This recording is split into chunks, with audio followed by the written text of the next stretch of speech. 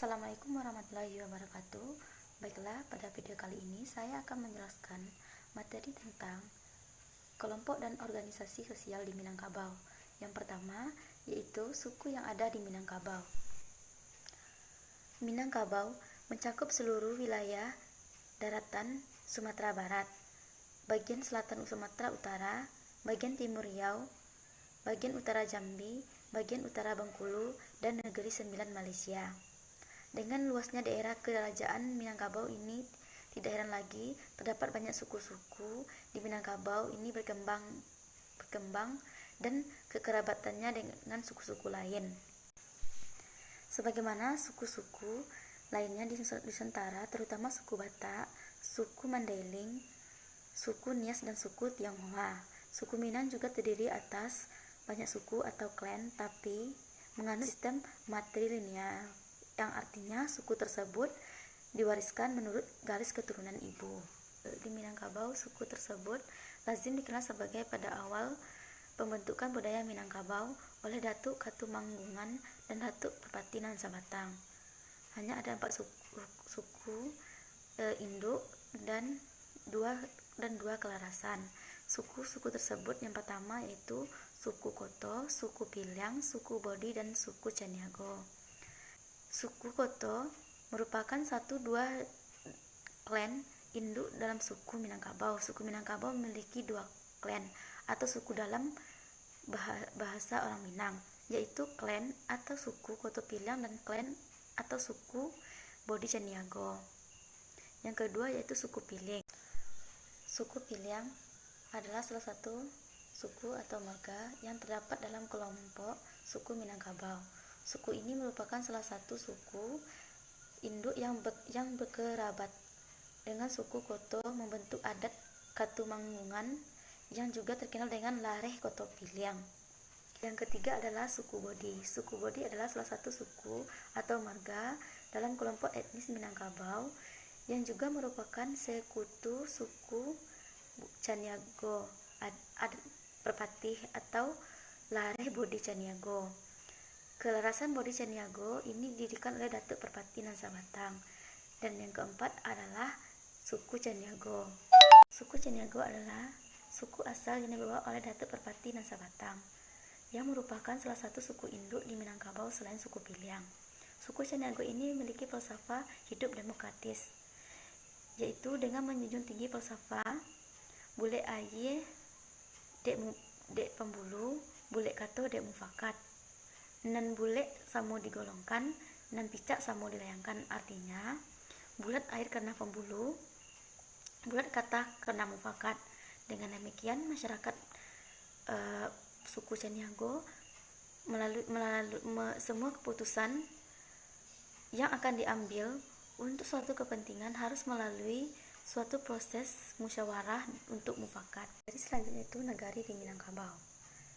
Secara etimologi, kata nagari berasal dari bahasa Sanskerta nagarom yang berarti tanah air, tanah asal, atau tanah kelahiran.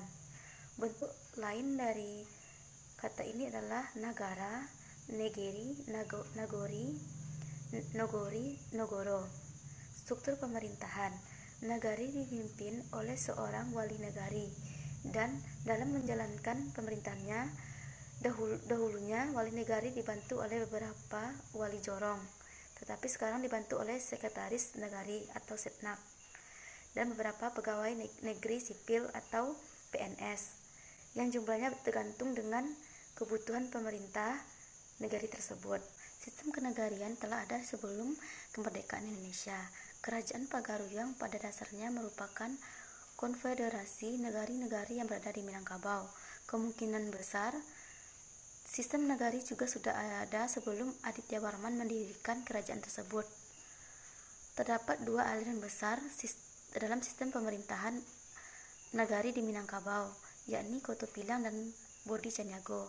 Yang keduanya mempunyai kemiripan dengan pemerintahan polis-polis yang ada pada masa Yunani kuno. Materi ketiga yaitu kelarasan di Minangkabau. Secara etimologi, laras atau lareh Dalam bahasa Minang artinya jatuh seperti daun pepohonan yang sudah kering akan lareh atau jatuh gugur dengan sendirinya apabila ditiup angin.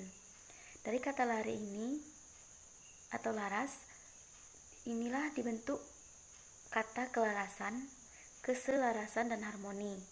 Menurut Tambo, adat Minangkabau ada kisah tentang lare ini. Dahulu di sebuah puncak bukit entah di mana posisinya sekarang, terdapat sebuah pohon besar yang mempunyai 3 dahan.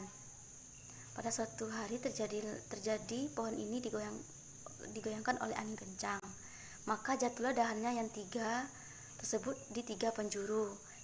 Yang pertama itu yang satu jatuh ke lareh tanah datar, satu lagi ke lareh ke arah Agam, dan yang terakhir jatuh ke arah 50 kota. Oleh karena itulah disebut lare itu sebagai 3 luha. Secara istilah, lare berarti suatu sistem budaya yang menghendaki adanya keselarasan antara unsur-unsur yang ada dalam sistem tersebut. Nah, pembagian lare di adat Minangkabau yang pertama yaitu lare Kotopiliang menganut sistem budaya aristokrasi militeristik yang digagas oleh Datuk Katumangungan. Kelasan ini banyak dipakai di tanah datar, sebagian daerah Solok, dan daerah-daerah rantau Minangkabau. Yang kedua yaitu lare Bodi Caniago atau dikenal sebagai adat Perpati di Negeri Sembilan, Malaysia, menganut sistem budaya demokrasi sosiologis digagas oleh Datuk Perpati Nansa Batang. Kelasan ini banyak dipakai di Kabupaten 50 Koto, Riau, dan Negeri Sembilan, Malaysia. Yang ketiga yaitu lare Nan Panjang, dipimpin oleh Datuk Badaru Kayu yang berkedudukan di Pariangan. Tugasnya menjadi juru damai sekiranya terjadi pertikaian di antara kelarasan Kotopiliang dan Bodi Caniago. Di dalam pepatah adat disebut pisang si kale-kale utan pisang si membatu nan bagatah Bodi Caniago inyo bukan Kotopiliang inyo antah. Itulah video penjelasan dari saya. Jika ada salah kata, saya mohon maaf. Saya sudahi. Wassalamualaikum warahmatullahi wabarakatuh.